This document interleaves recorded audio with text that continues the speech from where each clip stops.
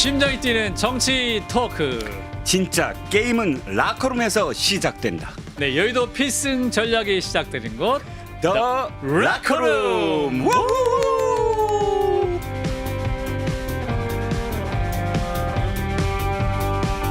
네, 여러분, 네, 더 라커룸 레드. 자, 오늘 그 보수의 영혼의 짝꿍인 우리 이종근 평론가님은 오셨는데, 자, 그의 동생인 누굽니까? 정혁진 변호사가 오고 있습니다. 네.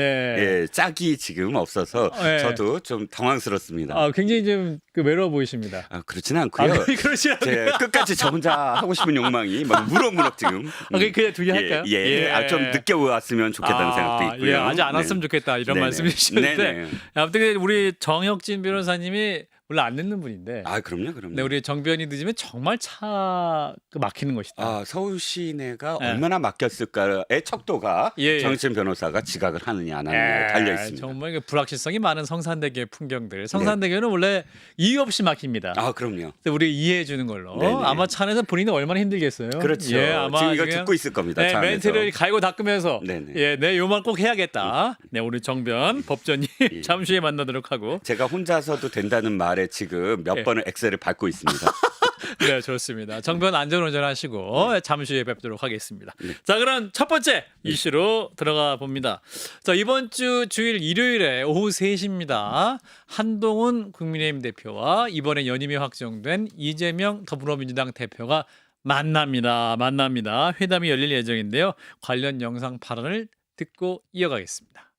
이재명 대표는 오는 8월 25일 오후 3시 국회에서 국민의힘 한동훈 대표와 회담을 갖기로 하였습니다.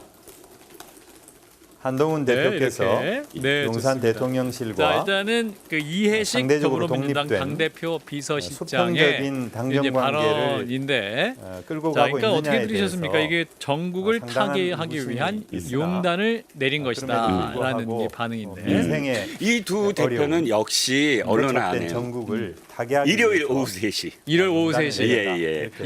왜 일요일 아시잖아요. 네, 주일. 기사거리가 딱 참 필요한 시간대. 토요일 하면 안 돼요. 토요일 하면 욕 먹어. 토요일에 기사들 안 나오는데 갑자기 토요일에 그러니까. 안 되죠. 절대 안 돼. 예. 금요일도 안 돼요. 왜냐면 예. 토요일 날 안 나오잖아요. 그러니까 기사도 안 기사가 안 나오고. 나와. 기자들이 그러니까 쉬기 때문에 토요일 날. 월요일 날 사실 뭔가 나와줘야 돼. 일면 톱이 뭔가 거리도 있어야 되고 아하. 그렇잖아요. 그러니까 그렇구나. 가장 중요한 이벤트는 일요일 오후 3시에 벌어진다. 그래서 오후 3시에 충분히 기름칠을 하고 또 오후 3시쯤이면 이제 그 각 보도국 언론사의 보도국 데스크들이 모여서 회의를 합니다. 그렇죠. 예, 그래서 한 네네. 3시부터 해서 했던 그 결과를 가지고 네. 내 일면을 어떻게 할 것인가를 꾸미게 되는데 네. 방금 우리 정혁진 변호사께서 엑셀레이터를 밟고 도착하셨습니다. 어서 오세요. 네, 안녕하세요. 이야, 우리 정변님 오시니까 그렇게 반갑네. 네. 예. 분위기 좋았다고 들었는데 분위기 너무 좋았어요. 저 없었을 예, 때. 접속자 수가 이제 갑자기 더 올라갈 것 같습니다. 네네. 우리 애청자 여러분들 우리 정변님을 기다리고 있었기 때문에 차가 많이 막혔어요, 그죠? 네네. 네. 아니, 뭐 기다릴 게 따로 있지. 예, 아무튼 우리 정변이 오시니까 진짜 마음이 든든합니다. 네. 자, 그래서 일단은 이번 주 주일 오후 3시에 한동훈 대표, 이재명 대표가 만난다라는 건데 어떻게 보세요? 이게 이제 두 분이 굉장히 일사천리로 이렇게 이제 만났어요. 이제 뭐 첫 번째 날짜를 몇 개를 주고받다가 이번 주는 넘기지 말자 해서 이번 주일에 만나기로 된 건데 우리 네네. 정 변호사님 어떻게 보세요? 일사천리 두 분의 만남. 그러니까 이번 주에 만나지 않을 거면 음. 다음 주는 힘들어요. 그런가요? 왜냐하면 음. 이재명 대표가 음. 재판이 많아. 그런 그러니까 사연이 그렇게 예쁜 뜻이. 네네. 네. 그 토요일 아니면 아. 일요일밖에는 시간이 없을 거예요. 다음 원래 기본적으로 이재명 대표는 화요일하고 금요일은 재판이에요. 무조건 그래요. 그 다음에 이제 월요일도 그 재판이 있는 경우가 있는데 예. 그런데 다음 주가 아마 그럴 거예요. 다음 주에 월화 금이니까 그 당 대표가 딱 됐는데 뭐 이것저것 당무 처리할 게 많지 않겠습니까? 예, 예. 아니, 잠깐 비웠잖아요 그 사이에. 아. 그 원내 대표가 직무대행했는데 한 달간. 그래도 본인이 챙겨야 될 게 있는데 그런데 시간은 월화 금을 그 재판 나가야 되니까 수목밖에 없어요. 그러면 그때 이제 저기 한동훈 대표하고 수요일이나 목요일이나 이럴 때 만날 수가 없잖아요. 그러니까 아예 그러면 이왕 뭐 이것저것 뭐 따질 거 없이 네. 주말에 일을 합시다. 전 개인적으로 주일 성수 안 하는 게 조금 걸리긴 하는데 네, 그 얘기 하실 줄 알아서 내가 딱 생각했는데 역시 우리 정 변호사님 네네. 독실한 기독교 신자로서 말이죠. 그렇죠. 예. CBS를 언제나 들어오면서 기도부터 하고 들어오는 우리 정변입니다. 그렇구나. 야. 그런데 저는 생각이 약간 달라요. 약간 달라요. 이 지금 빠르게 된 건 예. 한동훈 대표 때문이다. 라고 한동훈 생각을 대표 해요. 때문이다. 아. 지금 솔직히 말씀드리면 이재명 대표는 아이고 좋은 어떤 핑계거리 하나 놓친 게 아니냐. 아, 그래요? 판사님한테 불출석 사유서를 아니 가장 중요한 여야 여야. 당대표가 있는데 아쉬우실 것이다. 이 당대표 회담이 얼마나 중요한 거 판사님 아시잖아요. 아. 이거를 핑계로 해서 하루를 다 안 갈 수 있는 어떤 아하. 상황이 충분히 됐을 텐데 네. 하필이면 한동훈 대표가 이렇게 고집을 해서 주일날 만나자. 빨리 하자고 해서 아. 이건 내가 들켰네 내 마음을 아. 하면서 억지로 오지 않았을까. 아하. 두 분은 하나의 그 재판 이슈라고 다르게 보시네. 한 분은 재판이 많아서 주일날 만나는 것이다. 한 분은 재판 핑계거리를 잃게 된 것이다. 네, 썸네일 나왔고요. 자, 일단은 이제 두 대표의 마음이 어떨 것이냐. 근데 이제 한동훈 대표가 회담을 전체를 생중계하자 이렇게 딱 제안을 했는데. 또 바로 또 더불어민주당에서 반응이 왔습니다. 예의가 없어. 예의가 없다. 예의가 없다. 상당히 불쾌하다. 이렇게 반응이 나왔는데 요거 때문에 또 멈추지는 않겠죠, 설마. 예. 뭐 생중계하면 좋은데 예. 그런데 이건 제가 봤을 때 한동훈 대표가 아마 이재명 대표가 안 받는다는 이야기죠. 그렇죠. 이제 민주당은 생중계 안 없다. 하겠다는 얘기죠. 안 하겠다는 불쾌하다는 얘기 했으니까. 그러니까 이거는 그 민희진식으로 이야기하면 맞다이 하자 아, 하면서 맞다이. 선빵을 야. 날린 거예요.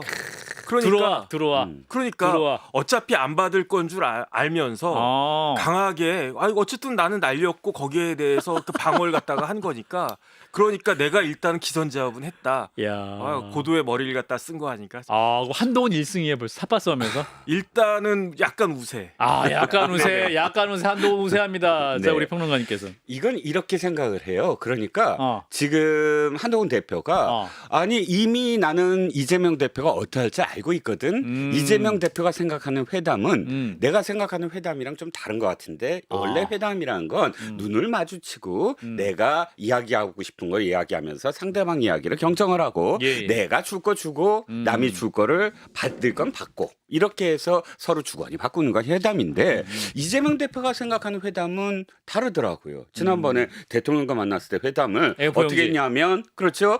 지금 그 대통령과 눈을 안 마주치고 기자들과 눈을 마주치면서 저 잠깐 A4용지를 가만히 계셔 보세요. 나가지 마세요. 나가지 마세요. 앉아보세요. 그리고 하고. 기자회견을 했잖아요. 예, 이렇게 읽었어요. 딱 들고 예, 읽었어요. 딱한 몇십 분, 한 20분, 예, 30분 예. 읽었잖아요. 예. 그걸 회담이라고 생각하시는 것 같아요. 이재명 대표는.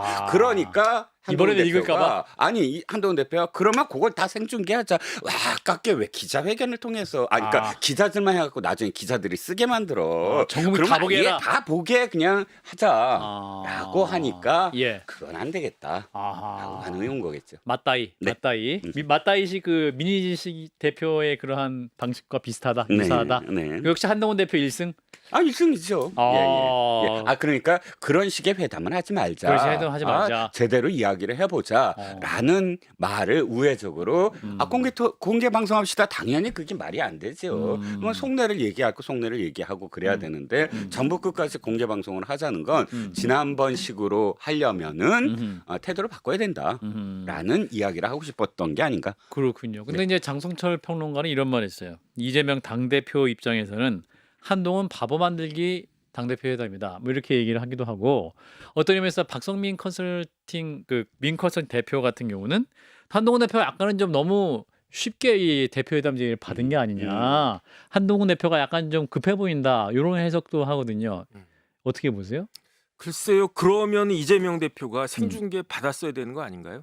왜냐하면 어떻게 바보 만들려면 그렇죠. 그러니까 그 두 분의 이야기가 그 근거가 뭐냐면은 이재명 대표는 정치 경력이 오래됐다. 맞아요. 그다음에 이제 대선 경기도지사 이런 거 거치면서 이런 거 많이 해봤다. 네. 그런데 한동훈은 해보지 않지 않았느냐. 뭐 기껏 해봤자 정치 시작한 지 몇 달 됐습니까? 8개월. 8개월 그런데 또 중간에 공백이 있었잖아요. 네. 비대위원장 100이라고 그 다음에 대표가 된 거니까 끼케 한 서너 달밖에 안 된 그러한 그 풋내기인데 쉽게 말하면 그러면 이제 딱 회담하면서 그냥 여러 가지 이제 딱 그 제압을 할 것이다라고 민주당 쪽에서는 많이 생각을 하는데 그런데 왜 생중계를 안 받지?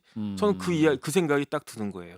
그러니까 오히려 좀 움찔하는 건가? 일단은 그런 생각이 드니까 예. 이거는 물론 이제 그 회담 결과가 끝나고 그리고 난 다음에 이제 대차 대조표가 딱 나오겠죠. 그러면은 물론 이제 장성철 소장 같은 분의 이야기가 맞을 수도 있어 보이긴 하는데 아직까지는 기싸움에서는 지금 오히려 이재명 대표가 좀 눌린 거 아닌가? 저는 그런 느낌이 들었습니다. 저도 똑같은 생각이 드는 게 좀 진지하게 얘기하면 사실 공개를 하자는 건 토론하자는 얘기예요. 모셔놓고 그런 거를 그렇죠. 서로 진짜 맞다이를 해보자. 아까 네. 맞다이 표현이라고 하셨지만 금투세. 그렇죠. 토론이거든요, 이거. 그럼 최상만 특검. 예. 원래 토론이라는 건 뭐 진짜 선거에서 무슨 대통령 후보 토론이라든지 예. 아니면 총선을 앞두고 당대표 토론이라든지 이런 형식으로 해보자라는 것이고 그런데 왜 지금 아까 1승이라고 표현하냐면 뭐 진영 논리를 떠나서 솔직히 말씀드리면 정변 말씀이 난 딱 옳아요. 이 수는 이재명 대표가 받았어야 돼요. 공개 방송. 하자. 하자. 오케이. 받아갖고 오케이. 들어와. 그러고 내가 얘기하는 거 반박해봐. 해서 장을 펼쳤을 때 도리어 한동훈 대표가 꺾일 가능성도 많거든요. 왜? 직접 말씀하시지 지금 얼마나 토론을 많이 했어요. 그렇죠. 그리고 또 대법에서 또 이렇게 확정 판결 소극적 거짓말도 열심히 해봐라라고 해주시니 얼마나 뭐 온갖 거짓말을 다 해도 상관없잖아요. 예. 자 그러니까 토론처럼 해도 전혀 문제가 없는데 예. 움찔한 거지. 그 움찔하면 안 되지. 길을 꺾이는 거잖아요. 오히려 제압을 했어야 됐다. 제압을 해야죠. 그렇군요. 뭐 박성민, 뭐 장성철 두 분이 얘기하는 것처럼 제압할 수 있는 그 자신감이 있으면 하자. 그랬을 때 한동훈 대표가 에이 그래도 공개 비공개 섞어서 합시다. 하이브리드로 뭐 이렇게 나올 수 있는 건데 그것도 예의가 없다. 운운하니까 예의가 없어. 이게 좀 주춤한 느낌. 뭐 민주당 쪽에서 만약에 마음이 바뀌었고 사회자가 필요하다면 제가 주일날 3시면 예배도 끝난 시간이기 때문에 출장 안 갈 용의가 있다는 건 다시 한번 말씀드리면서 자, 근데 이제 일단 국민의힘 입장에서는 의제 관련해서 최상병 특검법이 한동훈 대표 입장에서 약간 좀 껄끄러운 이슈가 될 수 있을 것 같고 민주당은 이제 금투세와 종부세 관련해서 이제 당내 노선이 약간 정리가 안 된 상태입니다. 일단 한동훈 대표 입장에서 더불어민주당 이제 이재명 대표가 이거 받아라. 그러니까 이제 한동훈 대표가 얘기하는 그 대법원장 추천, 제3자 추천 특검 용이 있다. 지도부들도 지금 말하고 있는 거 아닙니까? 그 부분에서 일단 그러면 당내 입장도 정리를 좀 해서 대비를 해야 되지 않을까 싶은데 어떻게 보세요? 당내에 어쨌든 가기 전까지는 뭐 최대한 당내 의견을 수렴하는 과정을 거칠 겁니다. 왜냐하면 실제로 말씀하셨듯이 의제가 어떻게 되든 간에 그날 그 말이 안 나올 수는 없어요. 가장 핵심적인 이슈잖아요. 양당이 이쪽에서 제안 왔고 그걸 받아들였다. 너는 어떻게 할 거냐? 그런데 그 의제를 안 한다. 그러면 안 한다고 고집하는 쪽이 불리한 면담이 돼요. 처음부터 의제를 건너뛰었으니까. 그러면 갈 거고 간다면 저기 한동훈 대표 입장에서도 어느 정도는 당내 어쨌든 이러이러한 분위기를 갖고 자기의 그 한계 속에서 이야기할 수밖에 없거든요. 근데 전혀 언론이 이야기하듯이 지금 한동훈 대표가 불리한 상황은 아니다. 원칙적으로 무조건 내가 최혜병 특검법을 받겠다라고 얘기한 게 아니라 처음에 그러니까 전대 나왔을 때의 답도 분명히 있어요. 독소 조항이 독소 조항을 없애야 된다. 그러니까 제3자 특검이 만이 아니라 그 전체적으로 그걸 상징하는 거죠. 제3자 특검 위헌적 요소도 있고 위헌적 요소 이런 부분들과 관련돼서 양당이 어쨌든 머리를 맞대고 그런 조항들을 어떻게 할 거냐라는 걸 합의하는 과정이 바로 특검법에 합의하는 과정이거든요. 지금처럼 며칠까지 내놔라. 이거는 어떤 뜻이냐면 내가 합의하겠다는 게 아니라 너의 정치력을 한번 테스트해 볼게. 설득 며칠까지 할 수 있어? 박찬대 원내대표가 했던 제안. 이렇게 지금 그 당의 분열을 획책하듯이 하는 그런 태도가 아니라 실질적으로 진짜 특검을 하고 싶다면 그래 진짜 그럼 설득해 와서 이야기하자. 그리고 나를 설득해봐 하는 열린 자세가 필요하다니까요. 정 변호사님은? 글쎄요, 저는 이제 저는 최상병 특검법이란 말보다 순직해병 특검법이란 말을 더 낫다고 생각을 하는데 이 부분과 관련해서는 한동훈 대표는 핑계거리가 있어요. 그것도 두 개가 있어요. 첫 번째는 당내 상황. 다 알지 않느냐? 나 저기 당내 대표가 됐지만 60% 넘는 지지율로 대표가 됐지만 특히 원내에서는 기반이 약하다. 그런데 이제 법안 만들고 하는 건 다 원내에서 하는 거니까 당장 원내 대표부터 생각이 다르지 않느냐. 그러니까 이런 부분들은 나도 알고 하늘도 알고 나도 알고 모든 국민들이 다 아는데 재촉해봤자 그거는 정치적인 그런 그 선동에 불과하다라고 하는 거 다 알지 않느냐. 예. 핑계 댈 수 있고 두 번째는 대통령이에요. 아하. 대통령이 뭐라고 말씀하셨습니까? 공수처에서 수사 결과 나온 다음에 그런 다음에 미진하면 대통령 본인이 스스로 내가 받겠다. 미진하면 나도 받겠다. 예. 그런데 이제 한동훈 대표는 그렇기 때문에 우리는 대통령 말씀대로 공수처 결과를 기다렸다가 그러다가 미진하다라고 하면은 이렇게 대법원장이 지명한 특검에 의한 특검법 하겠다.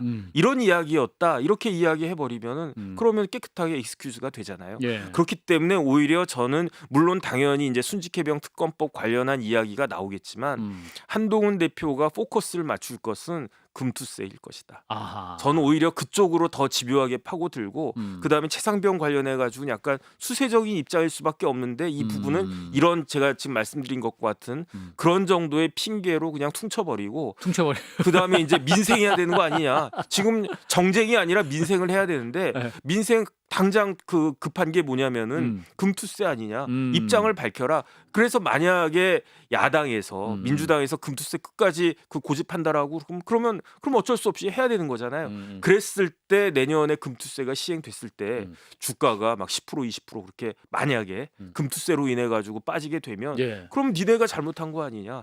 이런 식으로 그 넘길 수 있기 때문에 오히려 제가 봤을 땐 한동훈 대표는 그쪽으로 하지 않을까 싶습니다. 그렇군요. 자, 금투세 얘기를 할 것이다. 그런데 또 이제 더불어민주당 내에서는 진성중 정책위 의장이 이 금투세 문제에 대해서는 토론할 문제다라고 하면서 굉장히 부정적 입장이기 때문에 근데 이분도 유임이 됐어요. 그래서 과연 이 금투세 문제를 이재명 대표가 또 우리도 정책위 의장이 약간 정리가 안 된 것 같아서 요것도 우리가 또 당내 논의가 필요하면 이렇게 또 한번 물러서면 또 얘기 안 되는 거 아니에요.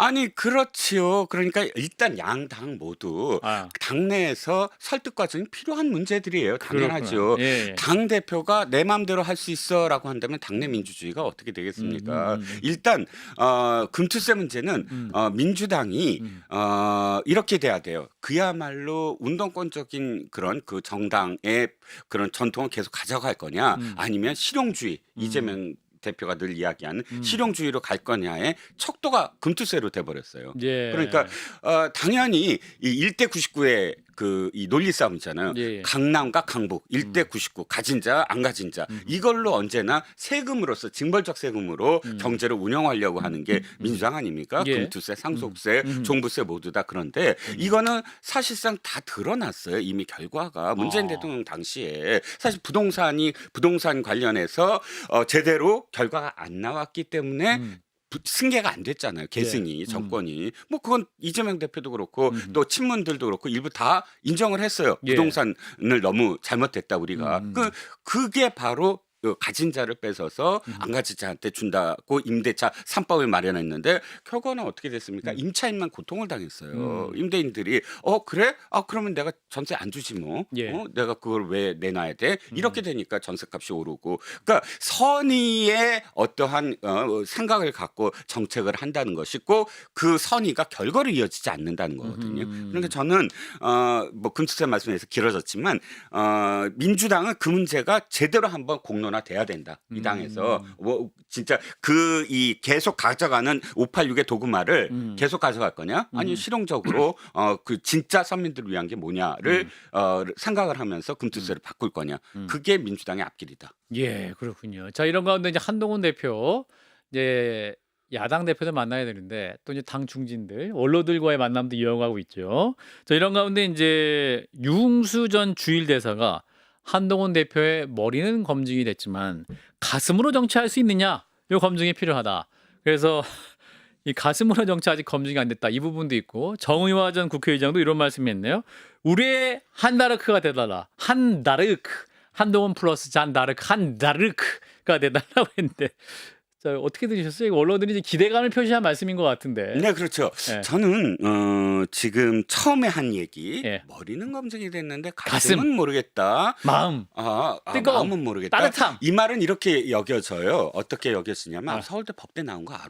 그리고 소년 급제한 것도 알겠고 예. 와 지금 뭐 검사 경력 보니까 정말 대단하고 엘리트. 예. 그리고 이번에 그래 저 정치했는데 몇 개월 안 됐고 총선에서 졌지만 그래도 참신했던 거 알겠어. 왜냐하면 머리가 조선제일검. 팍팍 돌아가고 예. 알겠어. 그런데 이제부터 진짜 정치를 하려면 뭐가 되냐면 그때는 비상대책위원장이니까 비상으로서 권력을 그냥 줬는데 이번에 선출직이잖아요. 권력이 왔지만 그러나 108명을 각각의 생각이 다른 108번뇌를 의원들. 모두 다 하나로 끌어들이기는 참 쉽지 않다. 아하. 그게 이제부터는 가슴이 필요하다. 머리만 필요한 게 아니라 그리고 그야말로 국민들이 뭐 대선 후보로서 한동훈 대표를 바라본다고 한다면 뭐가 필요하느냐? 정말 이 사람이 진정성 있게 국민들에게 가슴으로 다가가느냐? 정말 서민들의 어떤 어려움을 공감을 하느냐? 그것을 가슴으로 보여줘야 그러니까 그 진정성을 보여줘야 정말 국민들이 따라올 수가 있다라는 리더다. 원로의 지금 조언이다. 조언이다라는 거죠. 자, 우리 정 변호사 어떻게 보세요? 한동훈 대표의 가슴으로 하는 정치, 마음이 안 느껴진다, 뭐 이렇게 말씀하신 것 같아요. 마음을 보여달라는 거죠, 안 느껴진다는 게 아니라. 그러니까 저는 유흥수 대사님 말씀을 한동훈 대표는 명심해야 될 것 같다. 왜냐하면 정치는 마음을 사는 거거든요. 그렇죠. 누구의 마음을 사는 겁니까? 유권자들의 마음, 국민들의 마음을 사는 게 그게 정치잖아요. 진보 쪽의 유권자도 마음을 살 수 있어야 되는 거죠, 사실. 그렇죠. 확장하려면. 재판은 뭐냐면요. 판사의 마음만 사면 돼요. 좋은 내가 포인트네. 검사로서 예. 피고인한테 유죄를 받으려면 판사만 설득하면 돼요. 뭐 방청객들 다 필요 없어요. 배심원은요? 배심원은 우리나라에 없어요. 그렇군요. 그러니까 판사의 마음만 국민참여재판은 가끔씩 어쨌든 국민 참여 재판을 해도 예. 결국은 판사거든요. 알겠습니다. 그러니까 한 명만 바라보면 되는 건데 그런데 정치는 한 명만 바라보면 안 되잖아요. 제가 굉장히 유능한 판사 검사 출신 정치인들이 판사 검사할 땐 굉장히 뛰어나고 유능한 분이었는데 정치를 잘 못하는 분들이 계시더라고요. 그렇죠. 왜 그럴까? 그러구나. 저는 이제 유권자의 마음을 사는 게 필요한데 법조인들은 그 부분이 약하거든요. 그렇기 때문에 제 생각에 한동훈 대표는 유흥수 대사님의 말씀을 정말로 깊이 새겨서 마음 대 마음으로 부딪혀야지 마음이 깨지면서 내 편으로 사람들 오지 않겠습니까? 그렇죠. 그런데 많은 특히 보수층 지지자들은 한동훈한테 마음을 줄 준비가 되어 있어요. 그거를 포용할 수 있는 그런 사람이 그래야지 이제 본인이 생각하는 것처럼 우리나라를 위해서 기여하는 것이 아닐까 싶고 한다르크란 말은 틀려요. 한다르크 아니 왜 틀려요? 한다르크는 잔다르크를 갖다 생각하는 건데 일단은 잔다르크는 여자잖아요. 예, 뭐 아무튼 그렇지 네. 굳이 따지자면 성에 문제가 있다. 그다음에 이제 어리단 말이에요. 잔다르크가 몇 살에 화형당했냐면 19살에 화형당했어요. 끝이 안 좋아요. 나라는 구했지만 본인은 화형을 당했단 말이에요. 그러니까 이제 우리 계속해 주세요. 디테일 강해. 이렇게 잔다르크에 비유됐던 사람이 누굽니까? 추다르크. 추다르크 생각하기엔 잔다르크야 한다르크야 뭐 이러면서. 근데 추다르크의 끝이 좋습니까? 추다르크 그래도 어쨌든 아직 끝이 안 나서. 추다르크가 아직까지는 아직까지 끝이 안 났어. 지금까지는 추다르크가 만약에 정상적이었다면 지금 국회의장 자리에 누가 앉아 있어야 됩니까? 그러니까 제가 봤을 때 한다르크라고 하는 표현은 별로 안 맞는 것 같다는 생각이 들고 그래서 제가 나름대로 곰곰이 생각을 해봤어요. 누구랑 비슷할까? 누구랑? 저는 다윗같이 돼야 된다고 생각을 해요. 역시 성경에 충실한 우리 정 법전님. 왜냐하면 잔다르크도 원래 한다윗, 데이빗 한. 잔다르크가 원래 신의 계시를 받았다 그러지 않았습니까? 잔다르크 스스로? 근데 뒤끝이 안 좋아. 다윗은 그래도 왕이 됐습니다. 이스라엘의 첫 왕이 됐어요. 그 다음에 그걸 떠나서 다윗이 꺾었잖아요. 누구를? 골리앗을. 그 골리앗 누굽니까? 민주당. 아 민주당. 범야권. 범야권. 192석. 아. 그다음에 그 192석의 그 헤드에 누가 있느냐? 예. 이재명 대표가 있으니까. 그렇군요. 그러니까 물맷돌 가지고 틈새를 노려서 그래서 한 방에 끝내야 돼. 갑자기 거룩해져 갖고 이게 참 오늘 기도하고 마쳐야 될 것 같은데. 나는 기독교 방송에서 번뇌를 얘기하는데. 예. 108석에서 108번뇌가 있으나 175석의 골리앗 같은 예. 민주당을 이길 수 있는 한 다윗, 데이빗 한. 저는 그게 더 무슨 맞지 않나. 한다르크냐? 데이빗 한이다. 네, 저는 그런 생각이 듭니다. 요걸로 썸네일 해야 되나? 아무튼 고민 좀 해보겠습니다. 재밌네요. 한다르크 한이다. 데이빗 한이다. 다윗 한이다. 라죠. 기독교 방송이니까. 예. 너무 좋네요. 자, 두 번째 이슈로 넘어가겠습니다. 두 번째 이슈는 민주당 얘기입니다. 더불어민주당 전당대회가 지난 주일 끝이 났죠. 근데 최고위원 후보 경선이 굉장히 치열했고 의외의 결과가 나왔습니다. 계속 선두를 달리다가 1위에서 2위로 끝내 떨어졌어요. 6위가 됐던 정봉주 후보. 당원들의 야유가 상당했었는데 그 영상을 함께 보시겠습니다. 고난줄 정 만든다면 그 한번 제대로 만들자 결심했습니다. 예. 그래서 제 평생 정봉주라는 정치인을 응원하게 될 줄이야. 응원하셨어요? 뭐 응원한다기보다는 오연에 들어가라. 응원이라기보다는 뭐랄까 뭐 이렇게 동정심 뭐 이런 왠지 학폭 피해자 같고 그래요. 그런 느낌이었어요. 그랬구나. 이제 정봉주 후보 같은 경우는 정봉주 같은 최고위 한 명쯤 필요하지 않겠습니까? 여러분 했더니 안 필요해 이렇게 또 답을 했었고 이제 어제 김인성 후보가 의원이죠. 이제 최고위원 이제 1등으로 당선된 분께서는 결과적으로 보면 정봉주 후보의 이슈가 잘 이해가 안 됐던 것 같다. 당원들의 마음을 사지 못했던 것 같다. 이렇게 분석을 했습니다. 집단지성이 발휘된 것이다. 라는 이제 말씀을 어제 지금 화면으로 이제 계속 어제 인터뷰했던 장면이 나오고 있는 상황인데 자 어떻게 보셨습니까? 이 정봉주 전 의원의 탈락. 놀라운 거죠. 어떻게 보셨는지 한 분씩 말씀 주시죠. 이번에는 형님 먼저 해주세요. 두 가지입니다. 두 가지. 하나는 뭐냐면 이 당은 소리 내면 죽는다. 소리 내면 죽어요? Quiet Place. 영화가 있어요. 맞아요. 영화 Quiet Place의 카피 광고가 겁니다. 준비하셨네. 소리 내면 죽는다. 맞아요. 저도 그 영화 되게 궁금했는데 보셨어요? 그렇죠. 예, 봤습니다. 이게 속편 나왔잖아요.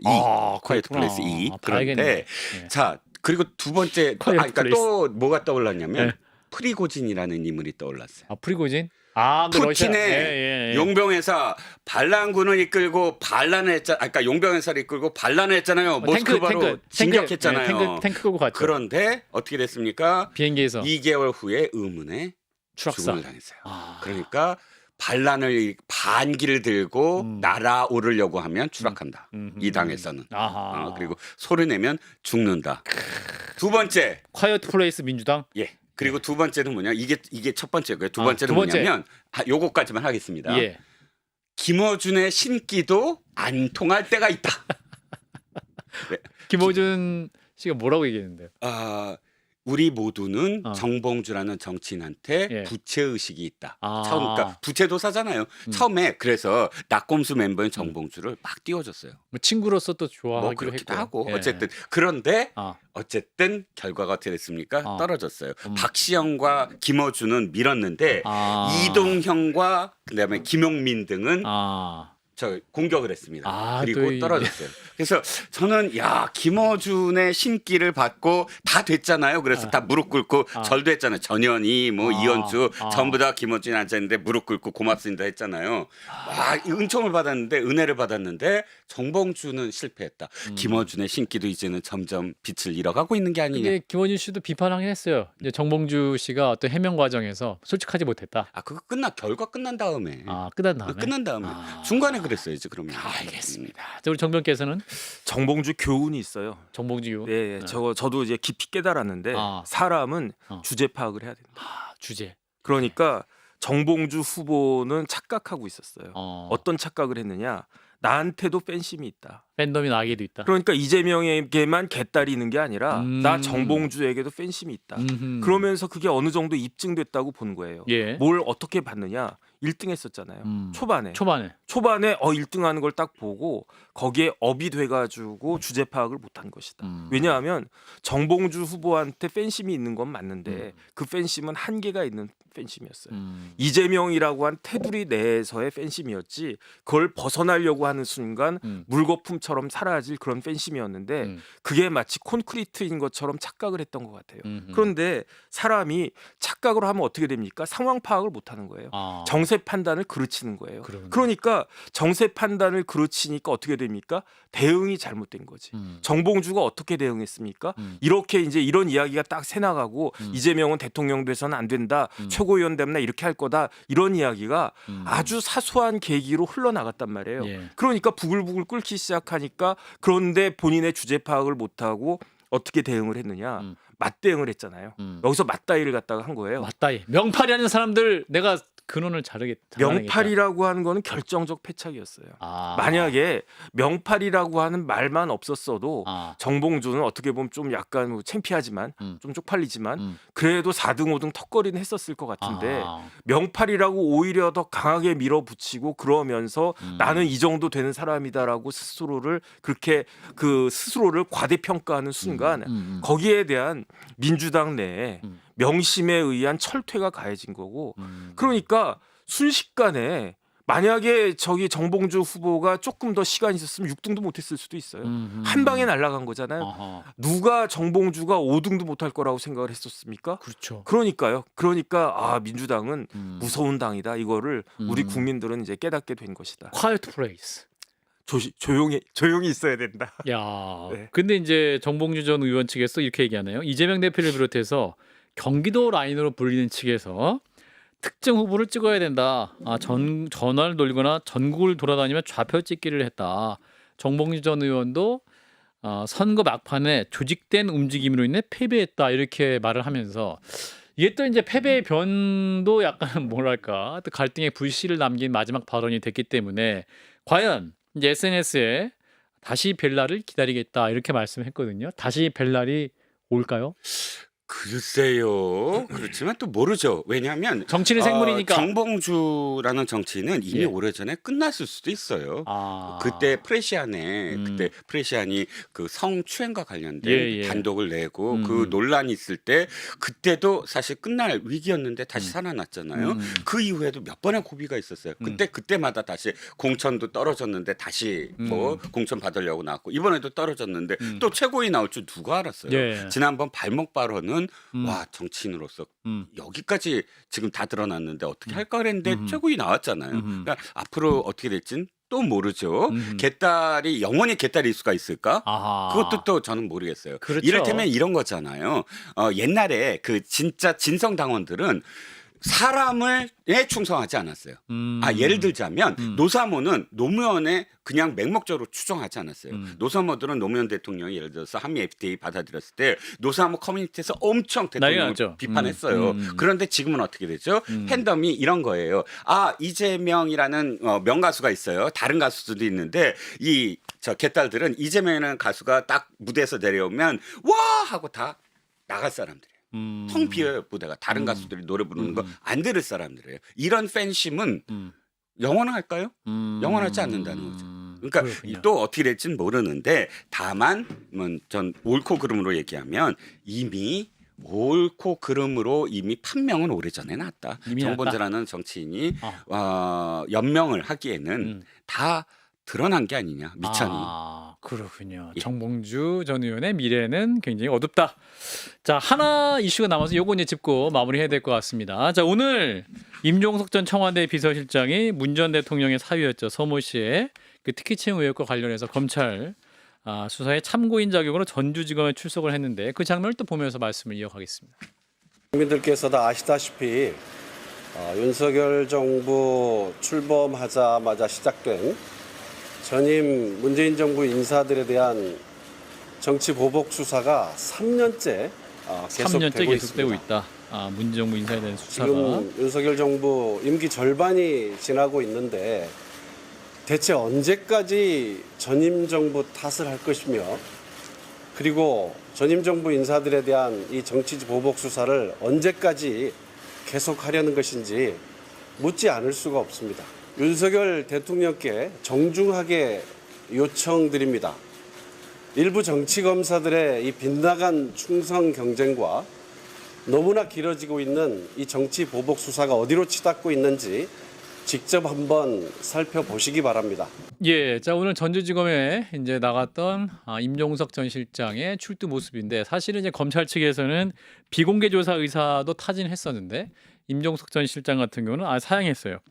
그러면서 이제 직접 오히려 이러한 기자들과 인터뷰를 했던 것 같은데 어떻게 보셨어요? 김경수 지사가 떠오릅니다. 김경수 지사가 당시에 드루킹 사건 때 드루킹 사건으로 김경수 지사가 그때 당시에는 한겨레 신문이라든지 이런 당시는 뭐 저기였죠. 뭐 지사가 아니었고 의원이었죠. 어찌됐든 연루가 된 것 같다라고 추정 기사가 나오는데 갑작스럽게 등장을 해서 기자회견을 합니다.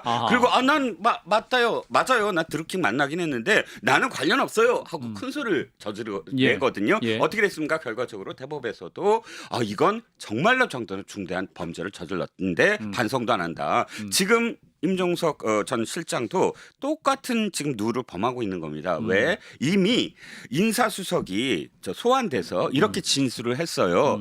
이상직이라는 사람을 중진공 이사장으로 임명하는 것은 당시에 청와대에서 몇 명의 어떤 회의에서 이루어진 것이고 거기에 그럼 제일 높은 누가 참석했느냐 임종석 실장이 참석했다라고 진술을 했거든요. 그것 때문에 지금 소환되는 거예요. 이상직이라는 사람은 누굽니까? 민주당의 정체성과는 정반대의 사람이에요. 민주당의 정체성은 을지로위원회가 정체성이에요. 뭐냐면 을의 세상 갑에게 갑질당하는 을들을 위해서 지금 민주당이 지금까지 정책을 편다고 하지 않았습니까? 그런데 이상직이라는 사람은 함께 의원으로 함께 한다고요? 이스타 항공의 직원들을 전부 다 월급도 안 주고 해고시키고 그다음에 이스타 주식의 모든 것들을 다 아이들한테 그냥 무상으로 공유시키는 온 가족이 그냥 다 그 주식을 갖게 만드는 그런 사람이 어떻게 이 민주당의 지금 을들의 어떤 세상을 만들겠다는 민주당의 의원이 되고 하겠습니까? 그런데 그거를 밝혀내겠다는데 자기가 관련이 없다? 라고 이야기하는 것 관련이 있고 없고는 그냥 이럴 때는 검찰의 수사를 열심히 받겠습니다. 이 한마디면 돼요. 그리고 좀 겸허해야죠. 근데 겸허하지 않고 무슨 3년이 됐다는 둥 이렇게 얘기하는 것 자체가 사실 말이 안 된다고 생각합니다. 예, SNS에 또 굉장히 강하게겠죠. 김건희 여사 물타기용이든 국면 전환용이든 이 더러운 일의 목적이 그 무엇이든 용납될 수 없는 일이다 이렇게 발언했는데 우리 정 변호사님께서는 2018년에 이상한 일들이 좀 있었어요. 일단은 그 이상직이 중진공 이사장이 돼요. 그 다음에 타이 이스타젯을 설립을 해요. 그 다음에 그 서모 씨가 게임 회사를 사직해요. 게임 회사를 사직할 때하고 이상직이 중진공 이사장 되는 그 달이 3월 달이 비슷해요. 그러니까 비슷한 시기에 그 대통령 사위는 게임 회사를 사직하는데 이상직은 중진공 이사장이 된단 말이에요. 그리고 난 다음에 얼마 안 있어서 이상직이 타이에다가 이스타젯을 설립하는데 몇 달 뒤에 그 타이 이스타젯에 서모 씨가 입사를 해요. 그것도 전무로 고위직으로 월급 800만 원에 이제 뭐 렌트비 같은 거 350만 원 더해가지고 그런데 어떻게 이상직이 중진공의 이사장이 됐느냐? 뭐 나름대로 절차 있지 않았겠습니까? 그 절차대로 됐으면 문제가 안 됐을 텐데 그 조금 전에 이야기하신 것처럼 조현옥 인사수석이 2017년 그 전에 12월 말에 청와대에서 회의가 있었는데 이상직을 중진공 이사장으로 내정을 했다. 이 이야기가 나왔기 때문에 인사수석이 입건이 됐어요. 피의자로. 어떻게? 직권남용 권리행사 방해죄로. 그렇기 때문에 여기에 대해서 뭐 무죄를 받을 수 있을지는 모르겠지만 그 임종석 실장에 대해서도 똑같이 직권남용 권리행사 방해죄가 아마 이제 그렇게 입건되지 않을까 저는 그렇게 예측이 되는데 그런데 핵심은 그게 아니에요. 뭐 그거는 뭐 이제 당연히 어떤 사람을 갖다 꽂아 넣은 거니까 그건 잘못된 거다. 그런데 중요한 건 뭐냐면 이상직하고 서모 씨하고의 관계잖아요. 왜 이렇게 공교롭게 중진공 이사장을 갖다 시켜줬더니 그리고 난 다음에 타이스타젯에 입사해가지고 뭐 몇 억씩이나 되는 그 뭐 연봉이 1억이 넘어가거든요. 그런 게 이렇게 어떻게 이렇게 됐었을까? 그 다음에 또 그 와중에 태국 가가지고 문다혜 씨하고 무슨 뭐 경호원하고 사이에 뭐 이상한 돈 거래 같은 거 있고 그렇지 않았습니까? 이런 부분들에 대해서 과연 임종석 실장이 알았느냐 몰랐느냐, 그 다음에 이 대가 관계가 밝혀질 거냐 말 것이냐, 그게 핵심인 거지. 예. 이렇게 정치적인 수사를 할 그러한 시점은 아니다. 그럴 계제는 아니다. 저는 그런 생각이 듭니다. 자, 일단 검찰이 문재인 전 대통령 부부의 계좌도 들여다봤다, 압수수색했다는 것이고, 근데 이제 이 관련 의혹을 이제 국민의힘의 고발로 수사를 한 건데 이게 4년 전에 고발한 거거든요. 네네. 근데 이제 이게 뭐랄까요? 이제 제대로 수사가 진행됐으면 이미 조사나 어떤 뭐 송치든 불송치든 기소든 불기소든 빨리 결론 났어야 될 텐데 또 왜 이렇게 오래 걸리는 거냐? 질질 끌기다. 민주당은 또 그렇게 비판하거든요. 네네. 그거는 저도 비판합니다. 아. 왜 이렇게 질질 끌게 합니까? 그러니까 검찰이 비난받는 거예요. 예. 그러니까 이원석 총장이 지금 뭐 다음 달이면 퇴임할 텐데 예. 뭐 한 거냐 이런 이야기를 갖다 4년 동안. 4년 동안. 예. 그다음에 4년 전에는 정권이 문재인 대통령이었어요. 그렇죠. 그러니까 그때는 검찰이 눈치 보느라고 못했다면 뭐 못했다라고 하면 지난 2년 동안 그렇죠. 그렇죠. 2년이죠. 그러니까요. 1년은 2년. 문재인 정권에서 이걸 묵살한 거고 2년은 윤석열 정부에서 제대로 수사 안 한 거고. 아니 다른 걸 다 떠나가지고 음. 전주지검의 형사 3부가 중속 중기부 그다음에 그 중진공 그다음에 뭐 인사혁신처 압수수색한 게 2013년 11월 13일이었어요. 아. 작년 11월 13일. 예. 그러면 지금 뭐 벌써 8월이 다 지나갔잖아요. 예. 거의 다. 그러면은 거의 한 10개월 동안 음. 압수수색한 다음에 뭐 했느냐? 음. 저는 그러니까 이제 답답하다 이런 생각이 드는 거고요. 예. 여기에 대한 비판을 검찰은 감수해야 할 것이다. 전 그런 생각 듭니다. 자, 임종석 실장에 대해서는 사실 너무 많이 봐준 거잖아요. 고마워요, 임종석 실장이. 기억하시겠지만 윤석열 검찰총장이 당시에 총선이 있었는데 울산시장 하명 수사 사건에서 임종석 시장을 소환해야 될 시점에서 어떻게 했죠? 총선 끝나고 하자라고 밀어줬잖아요. 예. 그리고 이번에 이제 다시 그것과 관련돼서 고검에서 재수하라가 나오고 하면서 이제 재수가 될 건데 임종석 시장이 앞으로도 소환 저는 많이 돼야 된다고 될 상황이라고 생각을 합니다. 그때마다 이렇게 투덜거리실 게 아니라 저는 딱 한마디 검찰 수사에 열심히 응하겠습니다. 이 한마디면 된다고 생각합니다. 자, 마지막 한 질문 짧게 주시면 이 이제 수사의 칼끝이 과연 문재인 전 대통령까지 향할 수 있을 것이 이 부분이 쟁점인데 어떻게 보세요, 정변?